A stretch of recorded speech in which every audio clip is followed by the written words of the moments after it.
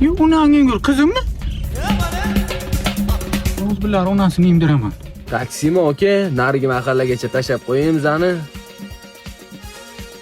O'tiringlar. Kim bu? Kim kerak, boboy? Qizim bo'la. Bu siz yigitdingiz, ha? Yo'q, просто tanishim. Tushunarli. Bo'lmasa ketdik Makka poyanikiga. Nima qilamiz Makka poyida? Bu yoqda odam o'zi hech kim bilmaydi-da. Shuning uchun shu joyga boramiz hozir. O'g'lim, nima ish qilasiz siz? Qaynotam puli yashayman. Qaynotangiz xabari bormi bu narsalardan?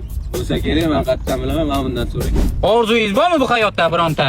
O'limizdan oldin endi bir so'rayapman-da. Orzuyim qaynotam mana shunday qilib o'tirish yelkasi.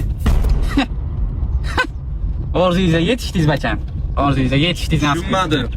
Yo'q, hozir tushuntiraman. Makapaga boraylik hozir. Bo'tga nimaga keldik, boboy?